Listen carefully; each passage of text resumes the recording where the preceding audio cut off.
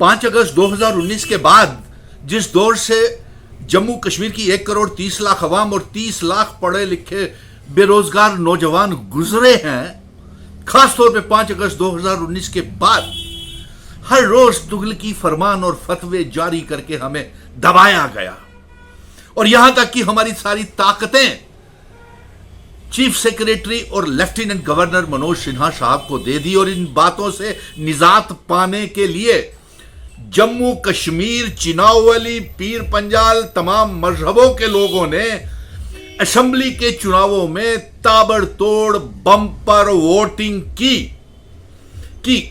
मौजूदा सरकार से निजात हासिल कर सकें और जिस बर्बादी के दौर से गुजर रहे हैं उससे निजात हासिल कर सकें। लेकिन फिर भी षड्यंत्र जारी है।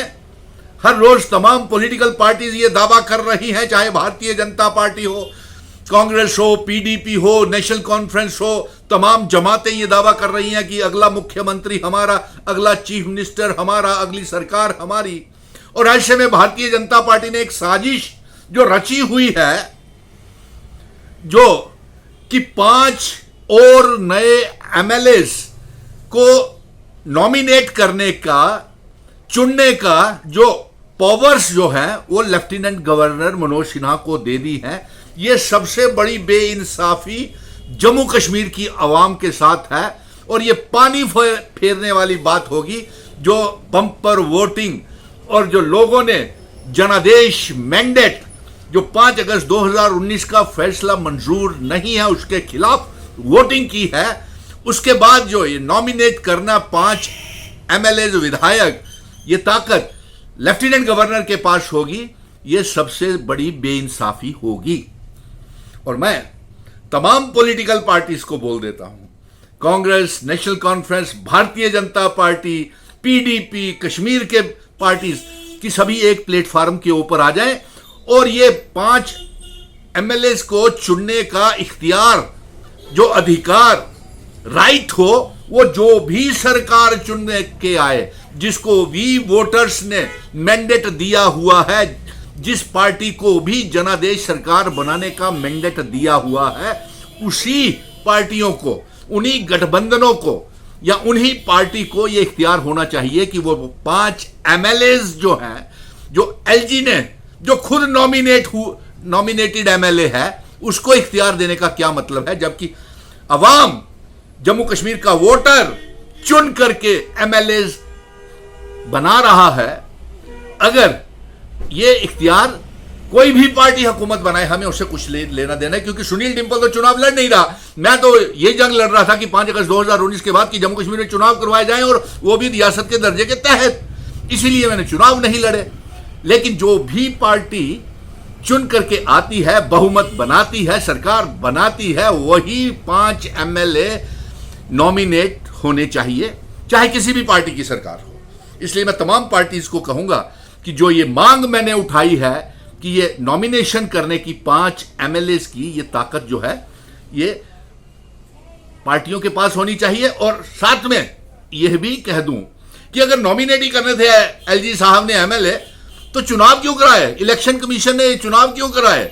करोड़ों रुपए के, हजारों करोड़ रुपया पार्टियों ने, एक ही पार्टी ने खर्च किया है, जिसको 12 से 15 सीटें आ रही हैं। और यह भी हो सकता है एक साजिश का हिस्सा हो भारतीय जनता पार्टी का कि 5 एमएलए तो हम गवर्नर एलजी साहब से ले आएंगे, अपने नंबर को कर लेंगे और बाकी खरीद फरोख्त, हॉर्स ट्रेडिंग के साथ हम सरकार बनाने का, जिस तरीके से जमाती के और इंजीनियर रशीद टेरर फंडिंग का सेपरेटिस्ट को रिहा करके उनको करोड़ों रुपए की फंडिंग करके उनसे चुनाव लड़वाए, ताकि बनने वाली, आने वाले सरकार या वोटर्स कंफ्यूज हो जाएं। लेकिन उसका कोई असर नहीं पड़ा है। और ये जानकारी आ रही है कि 62 और 65 के बीच में नेशनल कॉन्फ्रेंस, कांग्रेस और इसके लाइक माइंडेड पार्टीज को एमएलए बन रहे हैं। नंबर 2, भारतीय जनता पार्टी जो ये जम्मू का मुख्यमंत्री बनाना चाहती है, डोगरा मुख्यमंत्री बनाना चाहती है, उस बात में कोई दम नहीं रहा, क्योंकि उनके जो पत्रकार वार्ता में उन्होंने खुद ही कह दिया कि सरकार बनाना जरूरी है, चीफ मिनिस्टर कहीं का भी बने। तो इसलिए मैं अवाम कल एक पैगाम भेज रहा हूं एलजी साहब को प्राइम मिनिस्टर साहब को, होम मिनिस्टर साहब को, कि ये जो इख्तियारात है, जो नोटिफिकेशन निकली हुई है कि 5 MLAs एलजी बनाएगा, इस नोटिफिकेशन को रद्द किया जाए बिना समय गवाए। कांग्रेस, नेशनल कॉन्फ्रेंस, पीडीपी, यहां तक कि बीजेपी और कश्मीर के संगठन भी एक मंच के ऊपर मिशन स्टेटहुड की मांग के पीछे खड़े हो जाएं। नंबर 1। नंबर 2, ये दावे बेमायने हैं कि मैं सरकार बनाऊंगा, मैं सरकार बनाऊंगा, मैं सरकार, क्योंकि जिस तरीके से भारतीय जनता पार्टी कह रही है कि उन्होंने तो 52 सीटों के ऊपर अपने विधायक खड़े किए हैं, सारी सीटों के ऊपर तो विधायक खड़े, MLA खड़े ही नहीं किए, तो फिर वो बहुमत की सरकार कैसे बनाएगी? ये बेतुक की बात है, उनकी सरकार नहीं बन सकती। दूसरा, पीडीपी कहती है, महबूबा कहती है कि वो किंग मेकर की भूमिका अदा करेंगी। अब मालूम नहीं वो किसके साथ किंग मेकर की भूमिका महबूबा मुफ्ती पीडीपी अदा करती है, भरोसा नहीं है।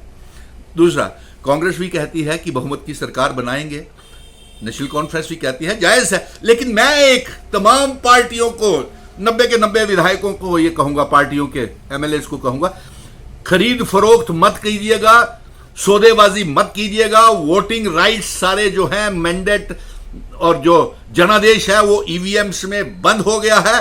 और अगर लोगों के जनादेश, मैंडेट के खरीद फरोख्त या बेचने की कोशिश की तो जम्मू कश्मीर की आवाम आपको माफ नहीं करेगी। और मैं फिर से रियासत के दर्जे की वापसी के लिए 8 अक्टूबर के बाद सुप्रीम कोर्ट में जाऊंगा, रियासत नहीं जो मिल रही है, और तमाम उस रियासत सरकार को भी लेकर के जाऊंगा जो भी सरकार यहां पे बनेगी। इसलिए ये दावे करना छोड़ दीजिए, ये ध्यान कीजिए कि सरकार कैसे बनेगी और जनादेश का दुरुपयोग नहीं होना चाहिए। और प्राइम मिनिस्टर साहब